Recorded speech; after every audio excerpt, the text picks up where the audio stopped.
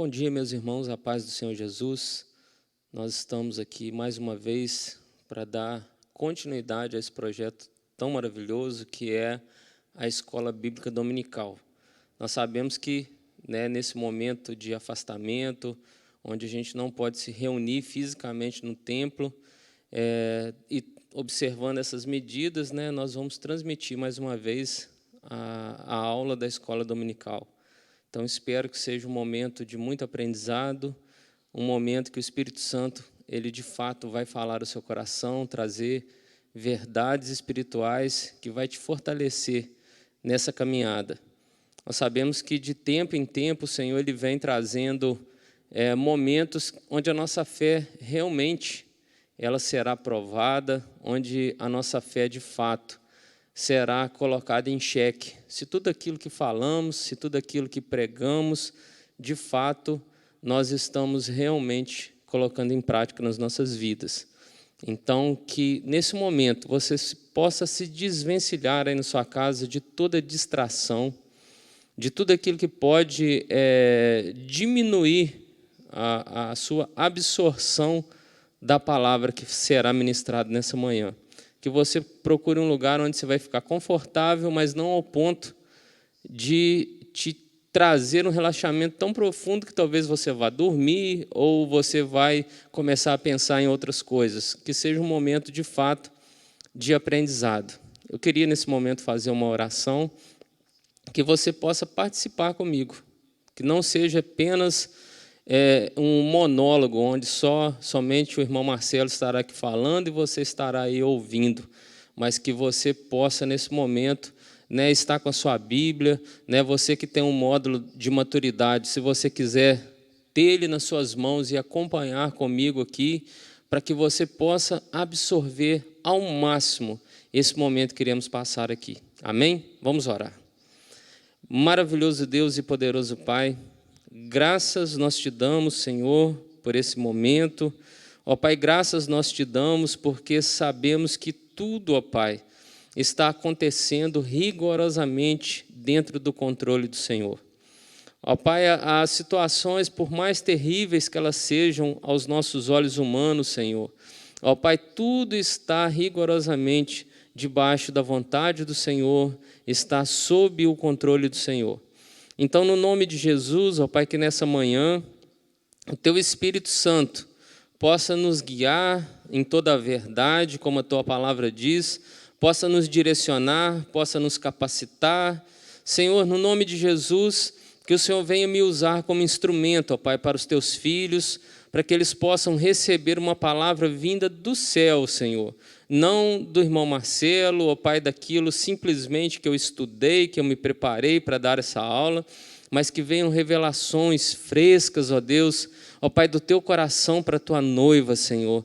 Que o Senhor possa falar poderosamente, ó Pai, com os Teus filhos, que nesse momento o coração deles estejam receptivos, estejam sedentos, ó Pai, estejam, ó Pai, buscando, ó Deus, receber uma orientação do Senhor, um aprendizado, uma exortação, ó Pai, ou seja, aquilo que o Senhor irá produzir em nossas vidas para o nosso crescimento e para a nossa edificação espiritual.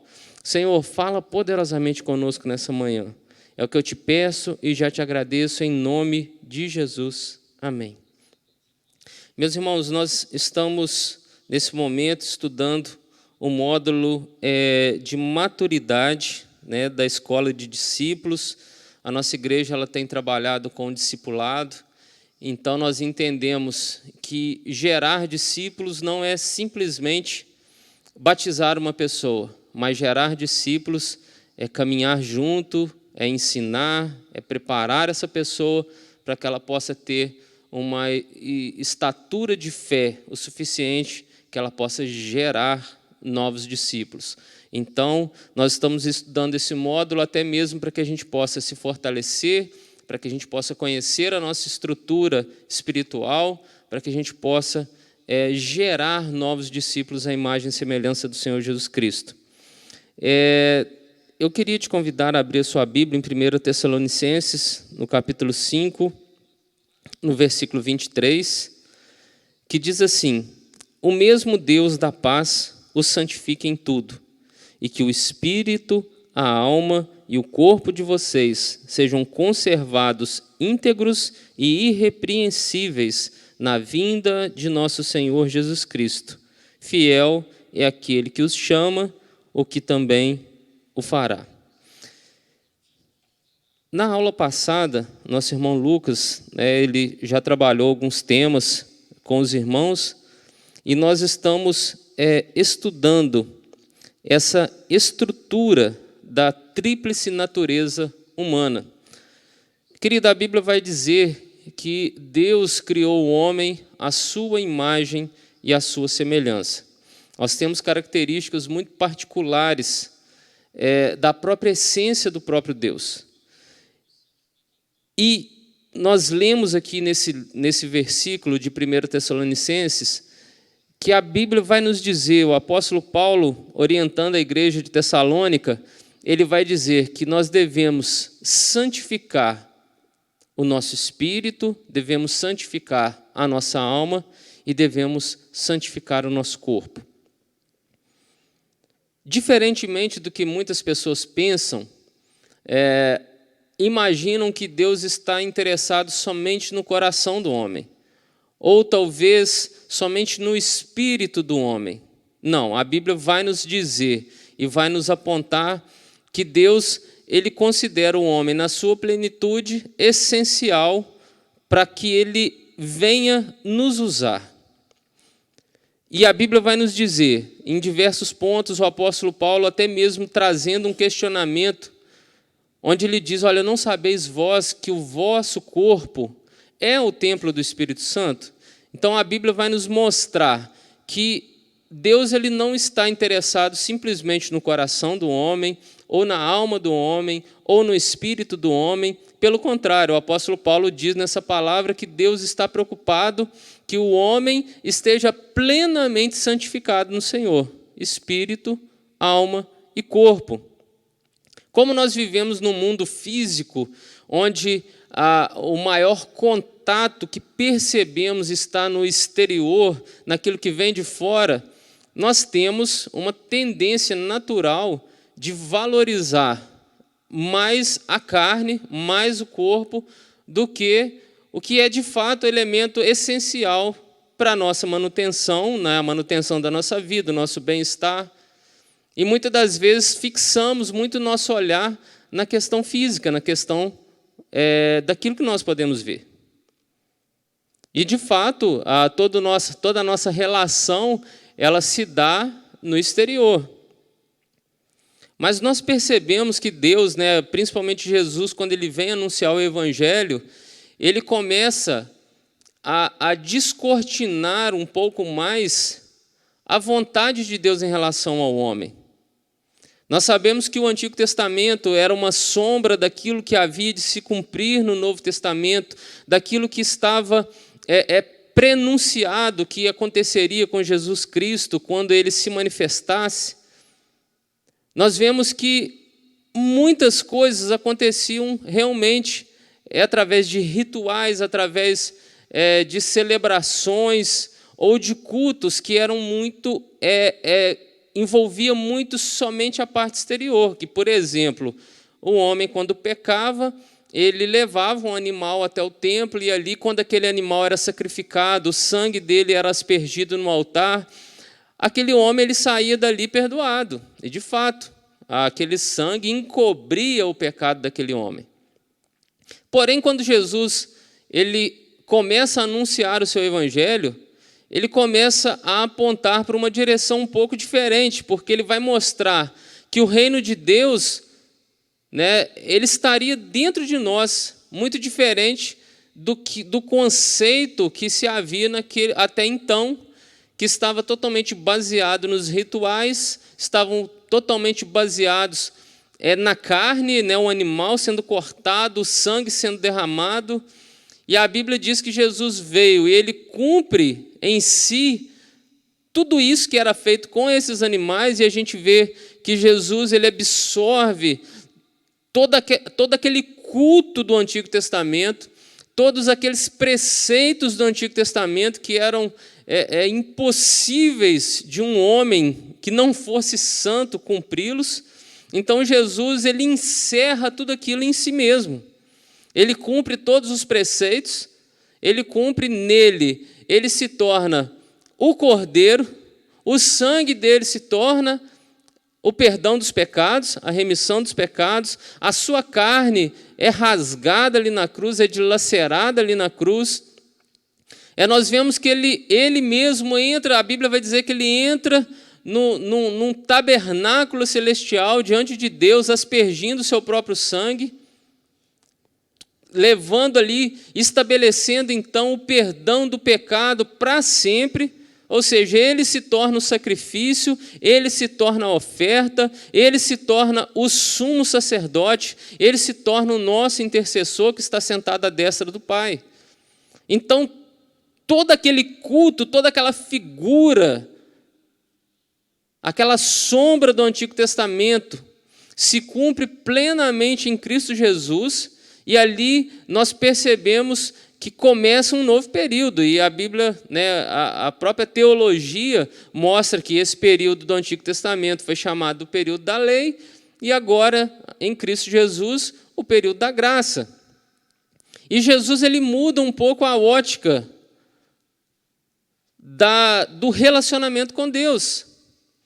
Porque no Antigo Testamento você observa um Deus sendo anunciado, um Deus sendo reverenciado, um culto a um Deus. E nós vemos que desde o Antigo Testamento, Deus, a vontade dele é de se aproximar do homem. A Bíblia diz que quando Deus se manifestou no alto do monte, e o monte começou a fumegar, o monte começou a explodir literalmente, a nação de Israel, o povo hebreu, no pé do monte, eles se aterrorizaram de ver o tamanho do poder daquele Deus. E Deus percebe que aquele tipo de relacionamento, talvez demonstrando o seu poder, trouxe mais terror àqueles homens hebreus, e isso levaria a um culto baseado na consequência em relação a baseado na admiração.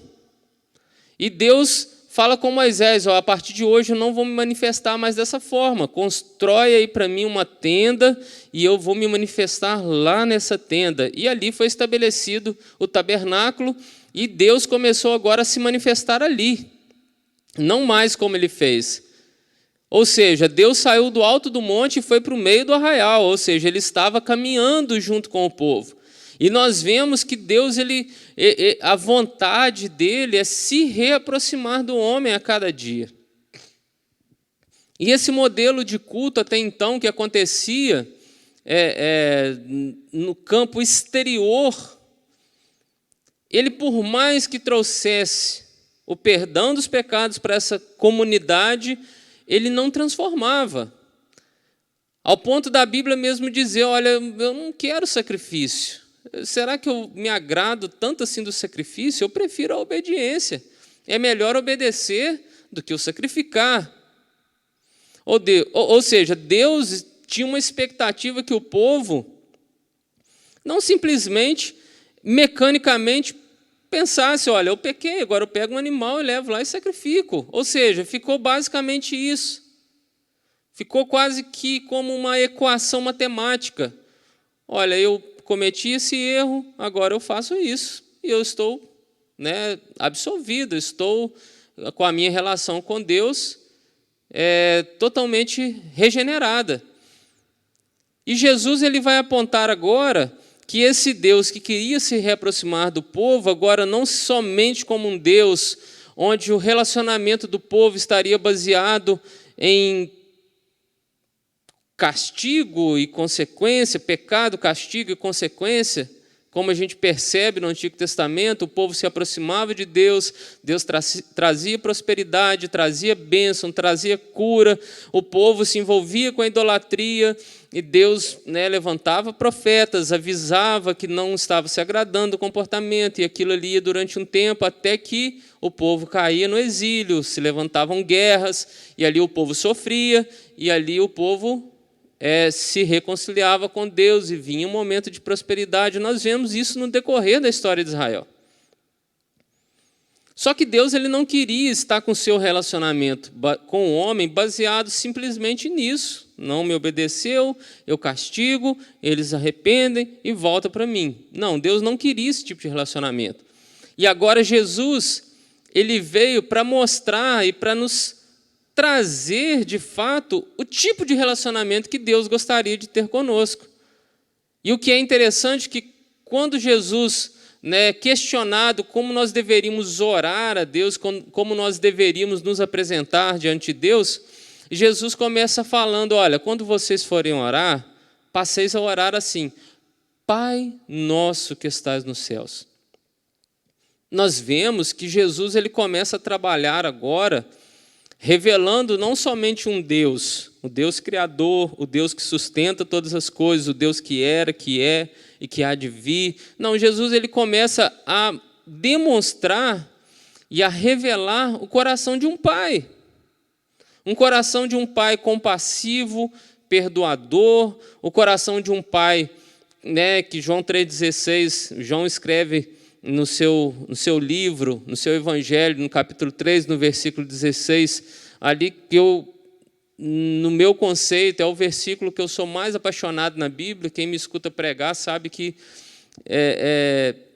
impreterivelmente esse versículo é citado em todas as minhas pregações, porque diz, porque Deus amou o mundo de tal maneira que deu o seu Filho unigênito, para que todo aquele que nele crê não pereça, mas tenha a vida eterna. Esse versículo, basicamente, ele resume os pontos principais que nós devemos conhecer da Bíblia. O motivo é porque Deus amou o mundo, o tamanho é tal que usou uma expressão que não é capaz de ser mensurada, de tal maneira que deu, que doou. Isaías vai dizer que o menino nasceu, mas o filho se nos deu. Ou seja, o menino, a criança, realmente foi gerada no ventre de Maria. Mas o filho de Deus, ele não nasceu porque ele já estava com Deus. Ele foi dado, ele foi entregue, que deu o seu Filho unigênito. A Bíblia, você vai perceber que até a morte e ressurreição de Cristo Jesus, Jesus era chamado de Filho unigênito. O que é unigênito? É único. Ele era o único Filho de Deus. E Jesus vem ali para revelar agora o coração de um pai. E a Bíblia vai dizer que após a morte e ressurreição de Cristo Jesus, a Bíblia mesmo cita que Jesus agora ele é o primogênito entre os mortos.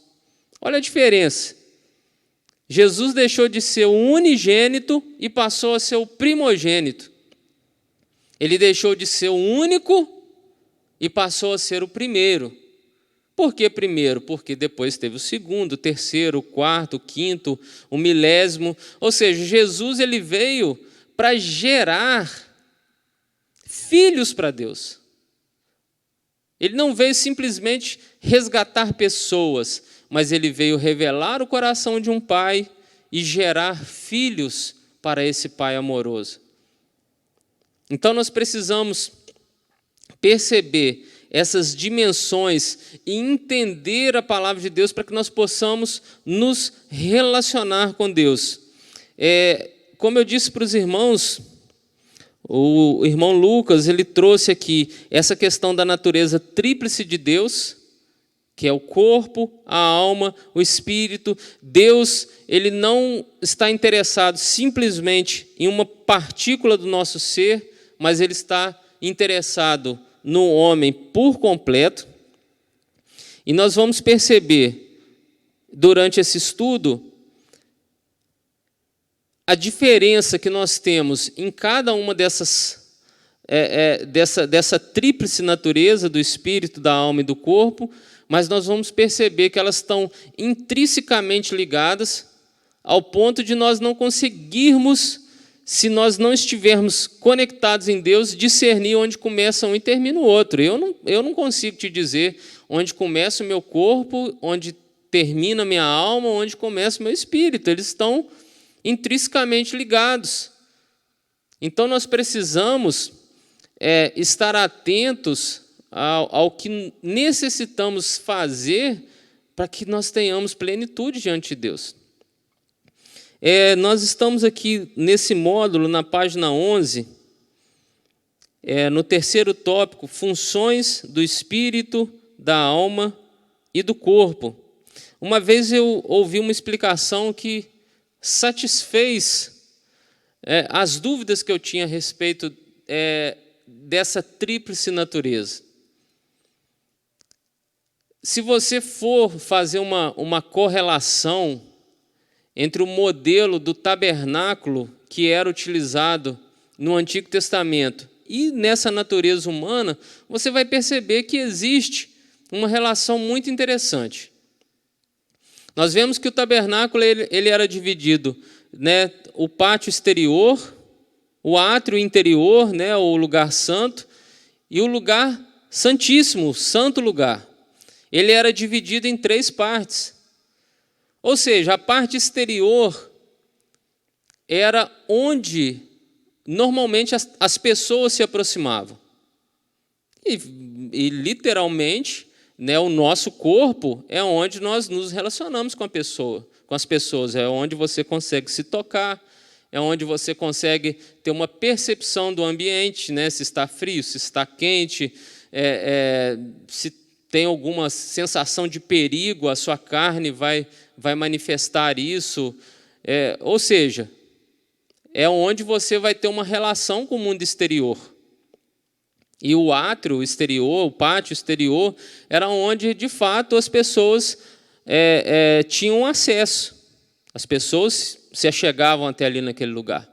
Só que no átrio interior ou no lugar santo, que a gente poderia citar como se fosse a alma, nós vemos que ali acontecia diversos tipos de rituais que cultuavam a Deus.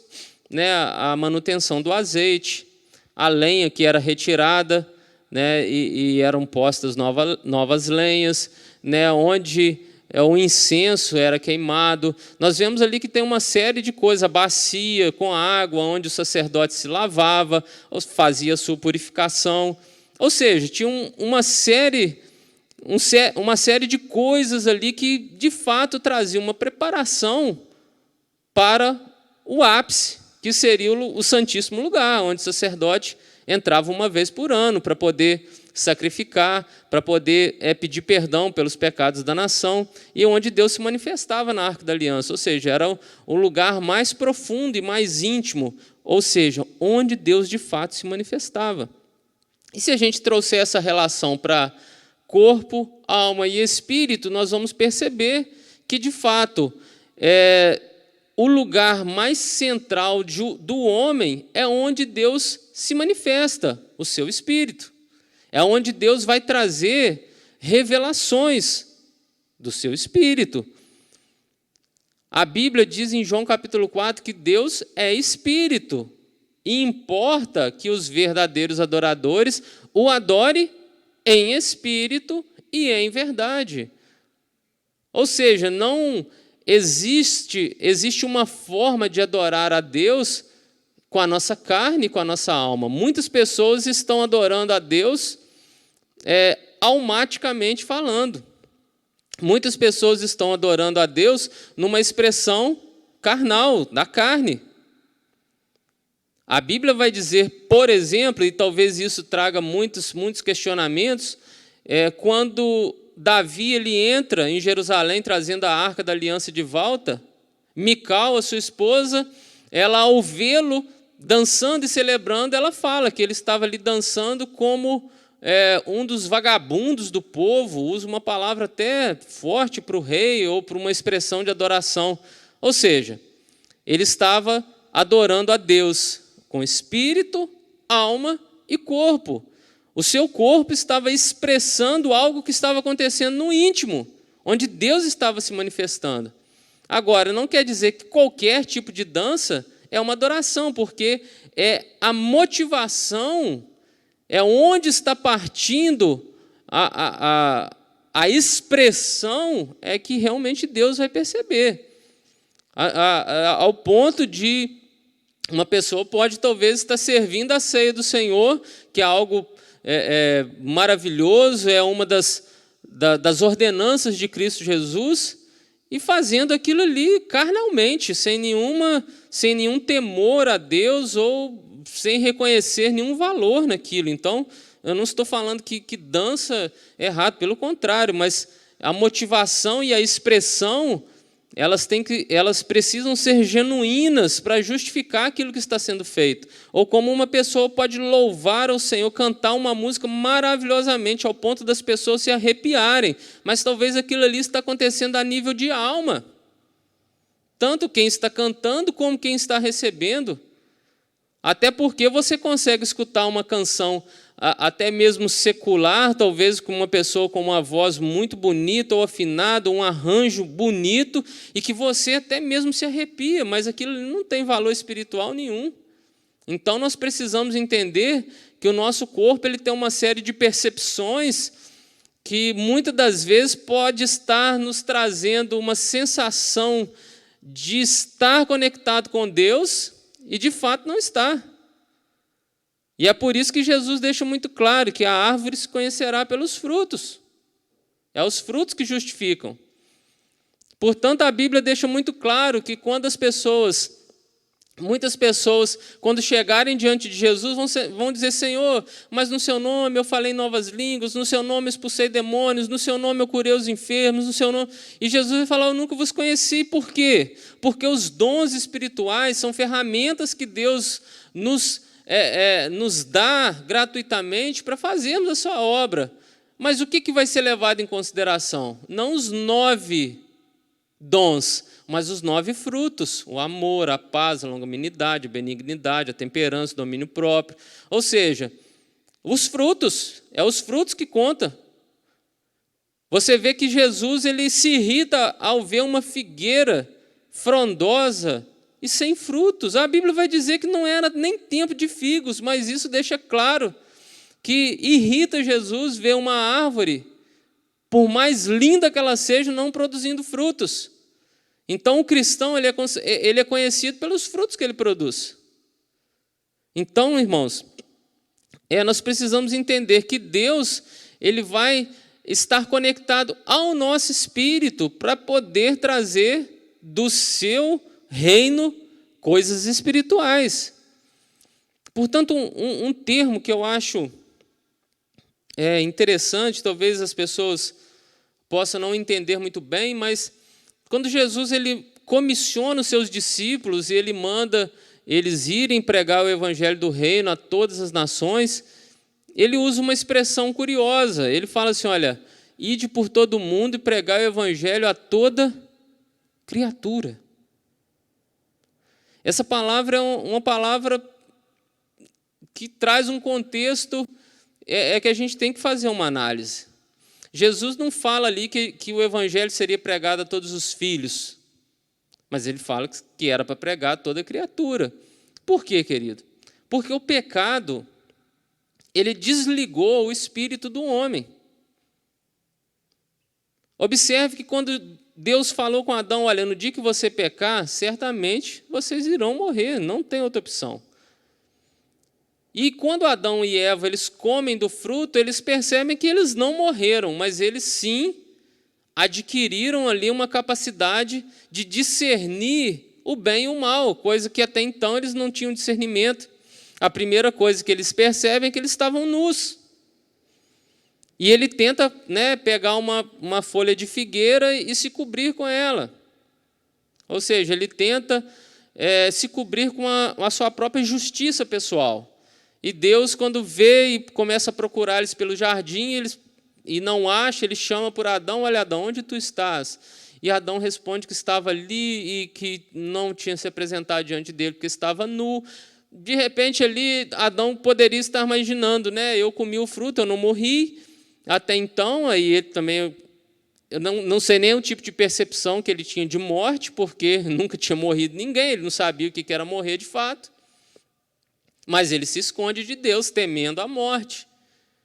Se ele pensou: se eu comi o fruto, não aconteceu, a única coisa que aconteceu é eu ter entendido realmente, como a serpente falou, que eu ia passar a ser igual a Deus, que eu ia saber o que era certo, o que era errado. Então, deu certo. Até então, o que a serpente me falou tá batendo. E ali Deus ele se aproxima e ele mata um animal, ele cobre a nudez de Adão e Eva, e você percebe que ele não morre fisicamente, mas ele perde a coisa mais preciosa que ele tinha, que era a comunhão com Deus. Naquele momento, Adão passa a viver ali no nível de alma e corpo. O seu espírito ele foi extinguido, ele foi apagado. E quando Jesus manda que nós preguemos o evangelho a toda criatura,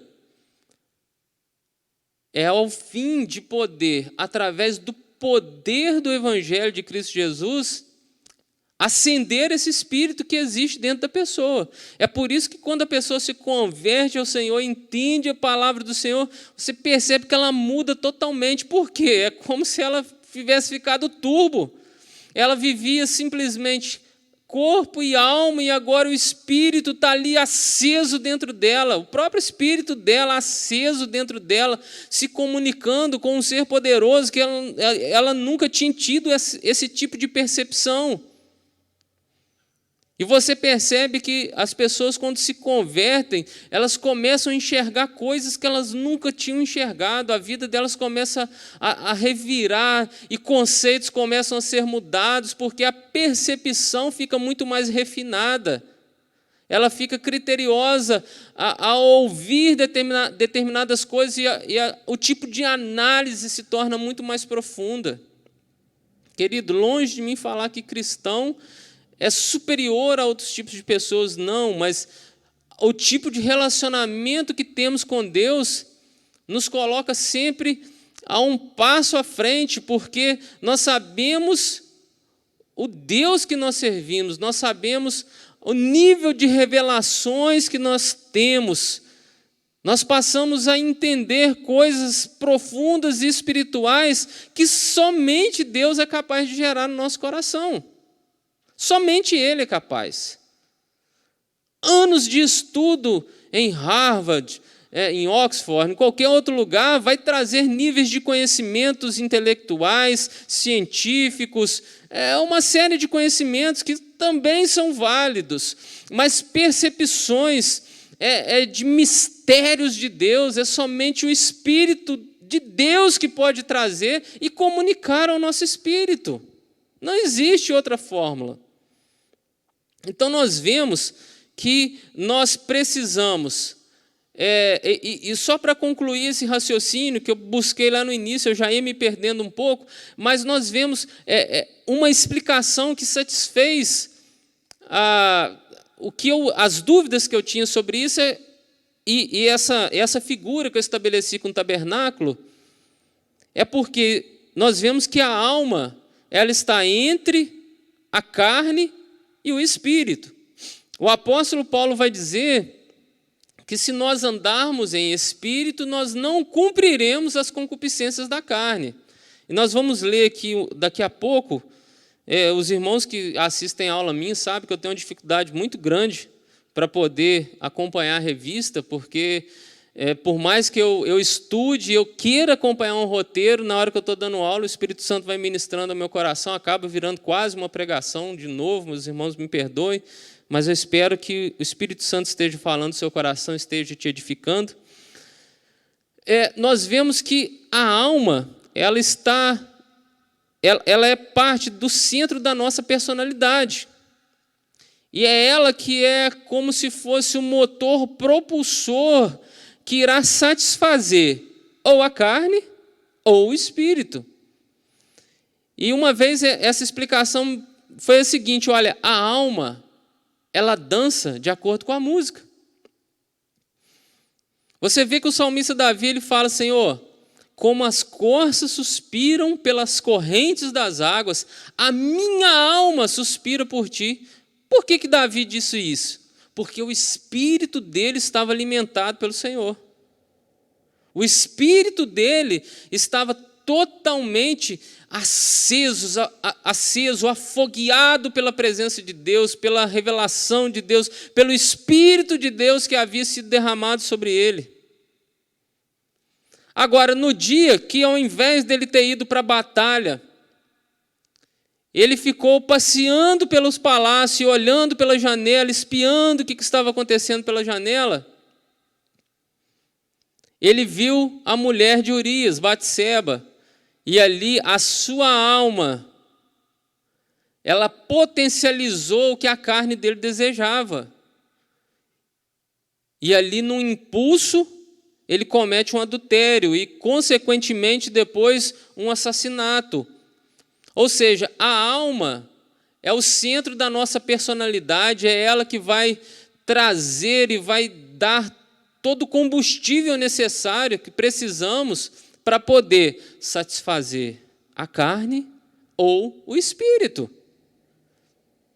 Por isso o apóstolo Paulo diz: se nós andarmos em espírito,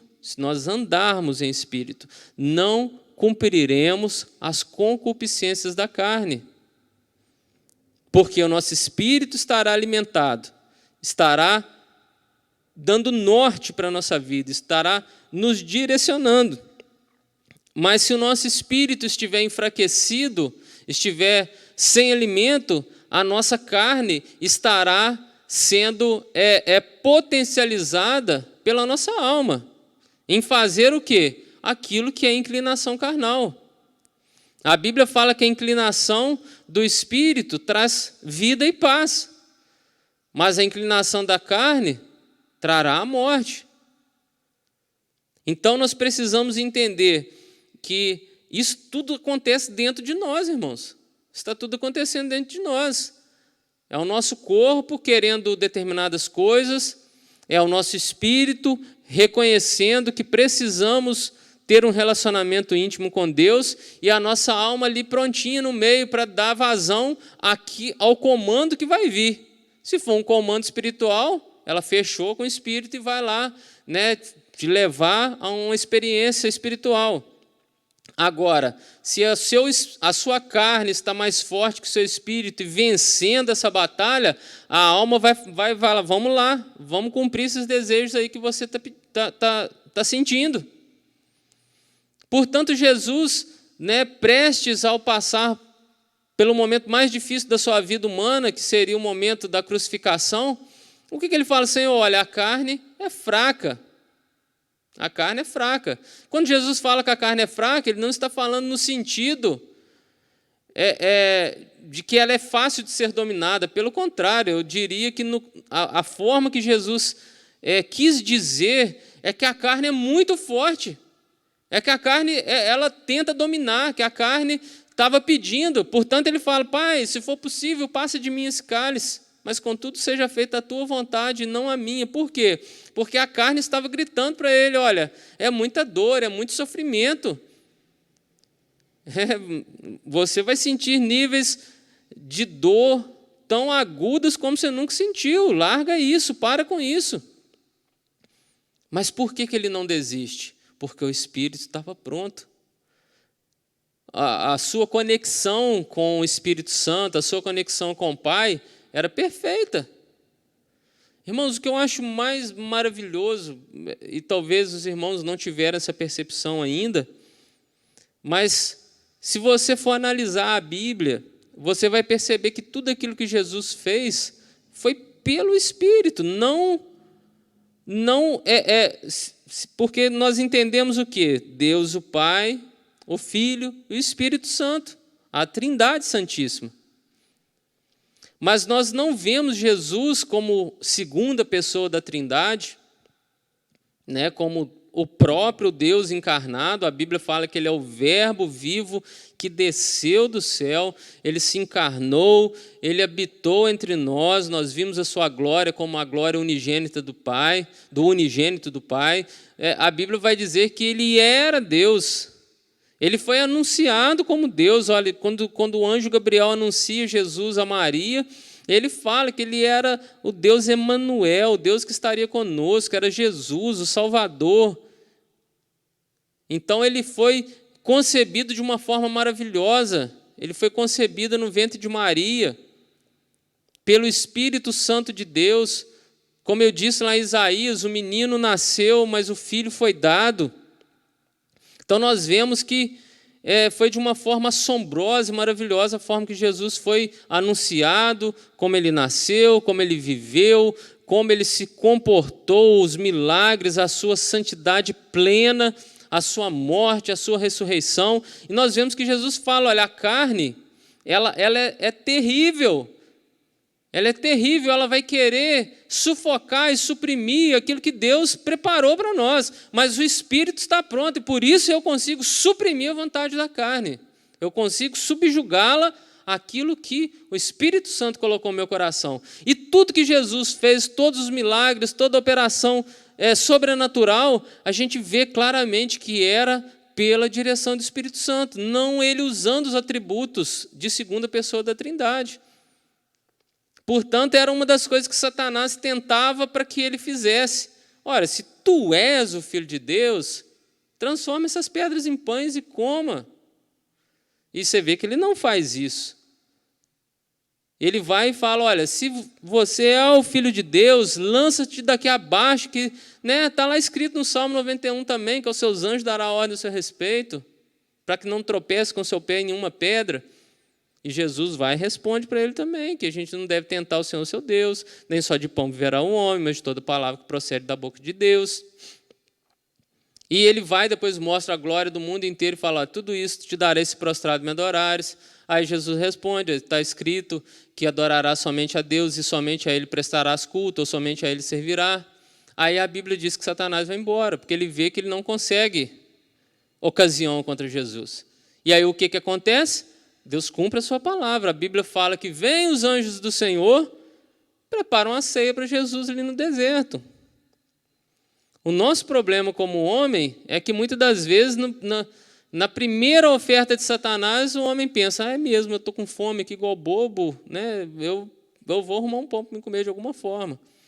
Então, irmãos, nós precisamos entender que existe esse turbilhão de coisas dentro de nós, que nós precisamos nos acalmar e nos posicionar diante de Deus.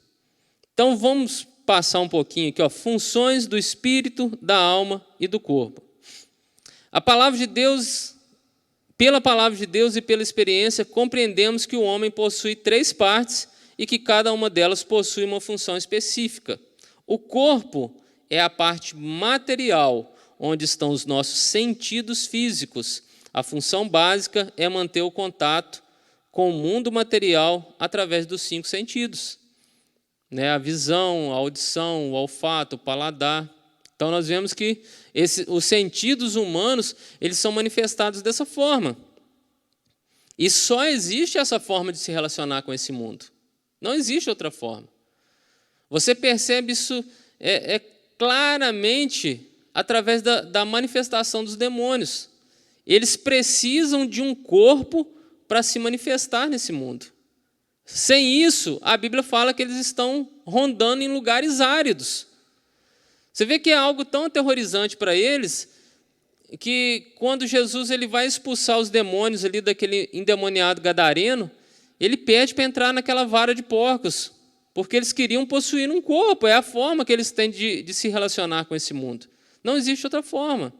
E qual que é a forma de Jesus se relacionar com esse mundo hoje? É a igreja, por isso que ele fala que a igreja é o corpo de Cristo. Ele é o cabeça e a igreja o corpo. É onde o Espírito de Deus se manifesta para se relacionar e veicular o Evangelho.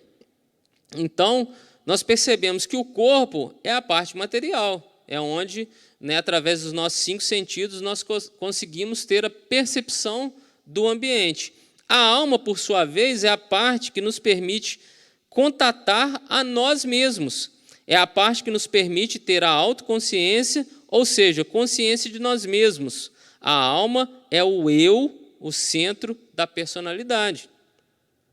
O espírito é a parte pela qual temos comunhão com Deus e por meio dele temos consciência com Deus. Lembra que eu disse para você que lá no jardim, o que Adão perde? Ele perde a comunhão com Deus. O seu espírito é apagado. Ele perde aquela percepção, aquele relacionamento que ele tinha com Deus, de poder ouvir Deus, de poder se relacionar com Deus.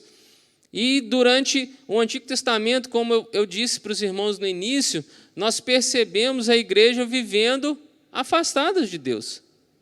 Por mais que Deus quisesse se aproximar, o Espírito Santo se manifestava em homens específicos durante períodos específicos da história para poder, ou como um juiz, ou como um rei, ou como um profeta, direcionar o povo dentro da vontade de Deus. Mas não havia essa manifestação de Deus, vamos dizer assim, em massa, como houve após o derramamento do Espírito Santo sobre toda a carne.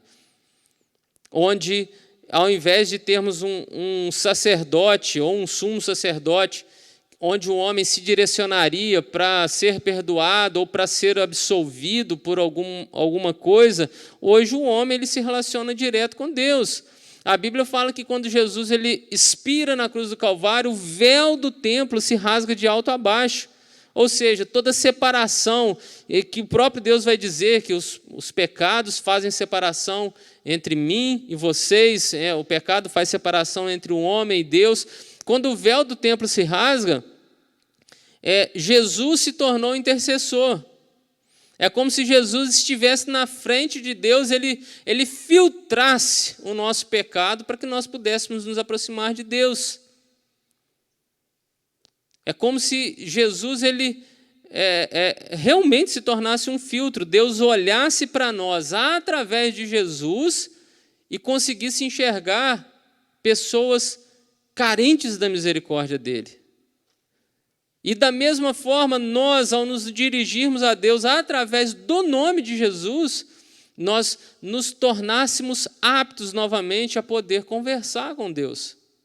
Por isso que o apóstolo Paulo diz, olha, vocês podem entrar com ousadia na presença de Deus, não mais como espírito de servidão ou de temor, mas com espírito de filhos, herdeiros da graça e co-herdeiros de Cristo, onde nós podemos clamar Abba Pai, ou seja, papaizinho. Ou seja, Jesus veio para revelar esse papaizinho, esse pai que nos deseja, que nos ama, que nos quer salvar. E não um Deus irado que está jogando raios do céu para destruir a humanidade. Não, pelo contrário. Ele veio para nos resgatar, para estabelecer novamente essa comunhão que foi perdida no jardim por conta do pecado. Então, querido, é no âmbito do nosso espírito que nós vamos conseguir estabelecer essa comunhão novamente com Deus. Embora a alma seja o centro da nossa personalidade, o espírito é a parte mais importante, porque é o centro do nosso ser. É pelo espírito que podemos adorar a Deus e receber a sua revelação. Dizemos ainda que o espírito é o centro, porque Deus habita nele. Então, querido, o espírito é onde Deus, o nosso espírito é a porta de entrada para Deus. É através do nosso espírito que Deus irá se relacionar conosco. E olha que interessante, aquilo que foi perdido no jardim, a comunhão, nós vemos que Deus, quando ele vamos dizer, restaura esse mundo, porque a Bíblia, em Gênesis capítulo 1, mostra que Deus criou o mundo. Mas o versículo 2 fala que o mundo já estava destruído. O versículo 2 fala que a terra era sem forma e vazia, e o Espírito de Deus se movia sobre a face das águas. Então, eu não acredito que Deus construiria uma terra destruída. Então, nos leva a crer que Deus criou um céu e a terra. E algo aconteceu entre o versículo 1 e 2, que trouxe esse caos na terra. E o versículo 3 já nos mostra Deus restaurando essa terra. O versículo 2 fala que o Espírito de Deus se movia sobre a face das águas, e o versículo 3 diz que Deus disse, haja luz, e todas as coisas começaram, então, a se reorganizar. Então, nós vemos que começa ali uma obra de restauração. E essa obra, culmina no sexto dia, Deus criando o homem. Não um homem sendo criado, um ser sendo criado como as demais criaturas, mas um ser que foi criado à sua imagem, à sua semelhança. Quando o homem peca, essa imagem, essa semelhança, ela se distorce por causa do pecado. O homem que era 100% saudável começa agora a ficar enfermo. O homem que não conhecia a morte agora começa a conhecer. O homem que não tinha essa percepção de sentimentos terríveis começa a sentir como um medo, né? A primeira reação de Adão foi se esconder por medo. Então, ele não tinha essa percepção do mundo até então, né? A Bíblia fala que os animais que eram dóceis, que ele, né, tinha ali como todos animais, como se fossem animais de estimação, e a partir daquele momento os animais se tornaram ferozes, e ali a partir de então, né, começou a tão terrível cadeia alimentar, né, animais se devorando para se alimentarem. Então nós vemos que essa atitude trouxe toda uma desordem. E qual que foi a forma que Deus conseguiu resolver essa situação? Mandando um homem que pudesse cumprir tudo aquilo que era necessário para restabelecer essa comunhão. Veja bem, Jesus ele se torna um de nós, homem de carne, de osso, totalmente suscetível às mesmas realidades que nós temos.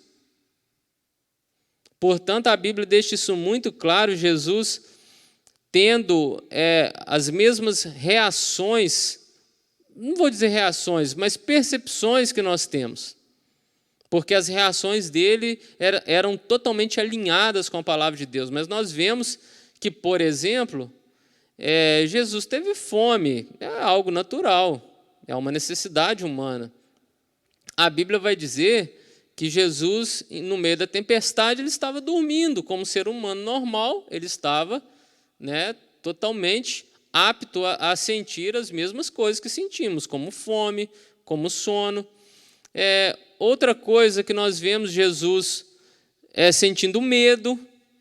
No Getsêmani, a Bíblia fala que ele entra num nível de angústia tão profunda que ele começa a suar gotas grossas como sangue. A Bíblia fala que quando Jesus ele chega diante do túmulo de Lázaro, ele se entristece, ele se move de íntima compaixão, ali, uma tristeza tão profunda pela dor das suas amigas, Marta e Maria, que ele chora, ou seja, uma reação de tristeza, de angústia.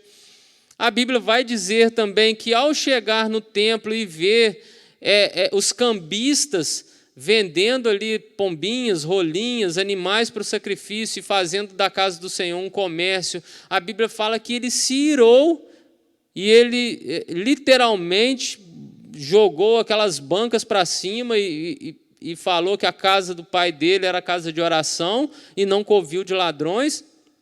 Então a gente percebe que Jesus ali, ele tem uma série, ele é um ser humano pleno, ele estava suscetível, a Bíblia vai dizer, às mesmas paixões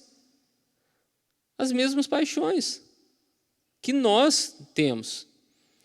E Jesus ele veio, e o apóstolo Paulo ele pontuou muito isso, que assim como Adão trouxe o pecado ao mundo por meio da desobediência, Cristo Jesus justificou todos os homens por causa da sua obediência. Então, nós não somos hoje justos ou justificados por causa da nossa justiça pessoal. Portanto, Deus não aceita a nossa justiça pessoal. Lembra que eu falei durante a aula que Adão, a primeira reação dele ao ver que estava nu foi pegar uma folha de figueira e cobrir a sua nudez? Deus não aceitou. Ele matou um animal e cobriu a nudez de Adão, porque Deus não aceita a nossa justiça. E a Bíblia vai dizer, inclusive, que a justiça do homem não opera a justiça de Deus. Então, Deus não aceita a nossa própria justificativa ou a nossa própria justificação. O que satisfez Deus em relação ao pecado do homem foi que um homem, o seu filho, foi gerado e cumpriu na carne dele, cumpriu todo o efeito terrível que o pecado trouxe sobre a humanidade. Jesus satisfez a ira de Deus totalmente nele. E agora o que acontece? Houve esse intercâmbio entre céu e terra, porque Jesus, que era o Verbo, ele se tornou homem e cumpriu todo o propósito de Deus em si. Agora ele retorna para o céu ressuscitado, um homem, carne, um corpo glorificado. Um corpo que, totalmente agora é fora dos padrões humanos, porque a própria Bíblia vai dizer que um corpo que ressuscitou totalmente sem uma gota de sangue, porque o sangue dele foi para a propiciação dos nossos pecados. Um corpo agora que não se limitava à matéria como o nosso, ao ponto de Jesus entrar em lugares que estavam fechados e ele se apresentava no meio do povo, ao ponto de desaparecer aqui e aparecer em outra cidade falando com outras pessoas, ou seja, um corpo agora que não se limitava à matéria humana. Mas esse corpo, a Bíblia fala que os discípulos olhou para o céu e viu esse corpo subindo e sumindo nas nuvens. E esse Jesus, homem, se assentou à direita de Deus. Então, ele, sendo o Verbo, se tornou carne e habitou entre nós. E como carne, ele abriu um acesso ao céu agora, de homens carnais, justificados pelo seu sangue, regenerados, transformados, habilitados pelo seu Espírito a poder entrar no céu quando ele arrebatar a igreja. Teremos os nossos corpos, sim, transformados e agora plenamente santificados, espírito, alma e corpo, gozando da plenitude da presença de Deus. Mas Jesus ele veio se tornar homem para que pudesse nós, como homens, entrarem agora no céu. Então, nós precisamos entender, e isso vem reforçar ainda mais o texto de Tessalonicenses que nós lemos, que Jesus, ou o Deus, ou o Pai, o Espírito, ele virá arrebatar a igreja, não alma e espírito, ou só espírito. A Bíblia fala que vai ser um arrebatamento completo. As pessoas vão olhar para o lado e não vão ver mais as pessoas que estavam ali até então. Por quê? Serão arrebatados espírito, alma e corpo. A Bíblia vai dizer que até mesmo os mortos, a Bíblia fala que os mortos, os que estão vivos não precederão os que estão mortos, mas os que estão mortos ressuscitarão, os mares devolverão seus mortos, ou seja, os mortos, mesmo com a sua matéria totalmente já desfeita pelo tempo, até mesmo essa matéria, Deus irá buscar. Deus irá buscar. Então, nós vemos a responsabilidade que nós temos, não simplesmente de manter o nosso espírito e a nossa alma santificada, não, o nosso corpo está incluso no pacote. Há um tempo eu escutei uma palavra, até do pastor Luciano Subirá. Eu confesso que é um pastor que eu escuto muitas mensagens dele, porque fala muito ao meu coração, eu gosto muito das abordagens que ele faz, e principalmente das aplicações práticas que ele traz para a nossa vida, que não é só simplesmente falar da palavra, mas traduzir a palavra de uma forma perceptível para que a gente possa aplicar na nossa vida. E ele um dia, ele falando que um irmão, ele conversando com o irmão da igreja, o irmão dele, esse irmão comentou que ele era envolvido com rituais satânicos. E ele falou que não podia, ele não ia nem comentar as coisas que ele já tinha feito, porque eram nojentas demais e eram terríveis demais para serem comentadas. Mas um fato ele contou, que ele tinha que fazer um certo ritual com uma pessoa, ele fala o dia específico, eu não vou me lembrar agora exatamente, mas, se não me engano, uma pessoa que tivesse 9 dias de sepultado, ou 10 dias de sepultado, isso também é irrelevante agora.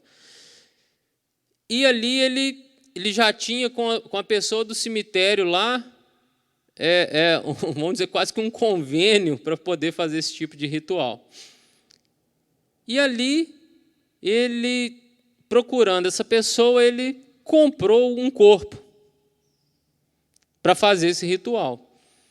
E ele, ao chegar, ele começou a fazer o seu ritual e ele percebeu que o negócio não acontecia. Tinha alguma coisa de errado. Aquele espírito ali que possuía ele não conseguia se manifestar. E ele, insistindo naquele ritual, com aquele corpo, até que ele literalmente viu aquele espírito que possuía ele na sua forma diante dele e falou: olha, você não está percebendo que o negócio não vai acontecer? Você comprou um corpo errado, rapaz, olha para ele. E ele via ali aquele corpo como se estivesse iluminado, porque era uma mulher cristã, uma esposa de um pastor que havia falecido, havia sido sepultada. O corpo dela é intocável, você não consegue, eu não consigo tocar nele, para com esse negócio agora, senão vai ficar feio o troço aqui.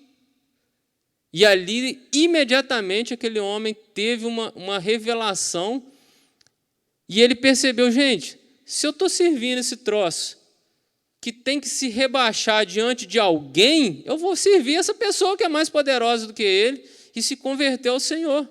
E se tornou um grande homem de Deus, porque ele percebeu que... E ele falou, olha, se Deus, a conclusão dele foi o seguinte: se Deus cuida até de um corpo que vai apodrecer, quanto mais de mim que estou vivo, quanto mais de mim que preciso de algo de Deus. Se Deus está guardando a sepultura de um corpo que daqui a pouco vai ser consumido por insetos, quanto mais eu que estou vivo e careço de um ser poderoso para cuidar da minha vida.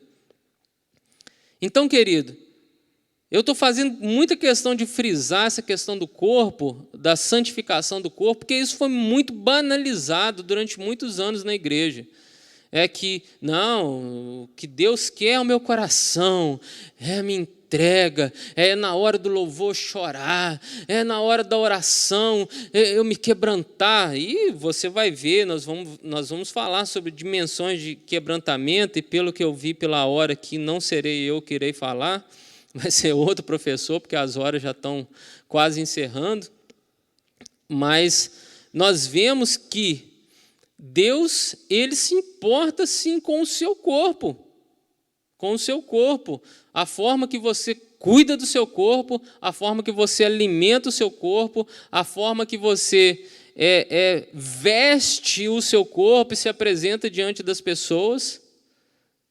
Eu não estou aqui para doutrinar a igreja, até porque isso é papel do pastor, mas eu estou aqui imbuído da responsabilidade de pregar a palavra, e dentro da palavra eu me sinto apto a falar o que a palavra diz. Né? A própria Bíblia fala que tanto o homem como a mulher, ela deve se vestir de forma justa, honesta, sem escândalo. Então, não adianta a gente querer justificar o nosso comportamento, e o cristão às vezes tem essa tendência de tentar achar um versículo que possa justificar: Deus quer o meu coração, não se importa a forma que eu visto. Importa sim, porque o diabo ele usa muitas vezes a sensualidade, talvez para derrubar uma pessoa que está do lado. Então, irmãos, nós precisamos entender que o nosso corpo, ele é o templo do Espírito Santo, é o recipiente do Espírito Santo, é o vaso de barro que o apóstolo Paulo fala, que Deus nos fez como vasos de barro, para que a excelência do poder seja dele, não de nós. Ele colocou o seu Espírito dentro de vasos de barro. Ou seja, o Espírito Santo habita em nós. A palavra Emanuel significa, na sua tradução literal, Deus dentro do barro. Ou seja, Deus habitando no homem. Deus morando dentro do homem. Então, irmãos, que nós possamos ter essa consciência de ter esse entendimento.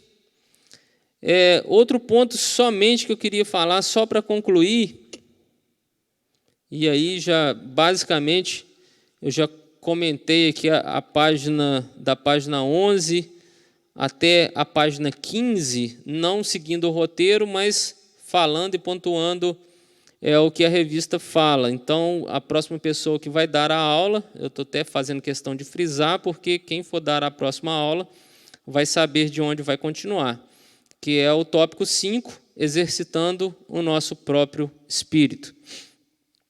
Então, irmãos, nós precisamos ter um entendimento claro da vontade de Deus para a nossa vida.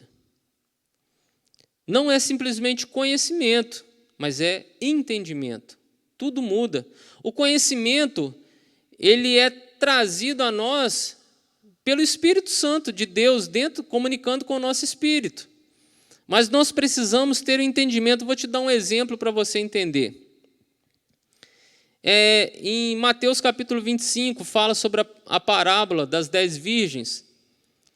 E você vai ver que ali tem duas figuras interessantes, que é a lâmpada e o azeite. A lâmpada, ela cumpre uma tipologia da própria palavra. O salmista Davi vai dizer, lâmpada para os meus pés é a sua palavra.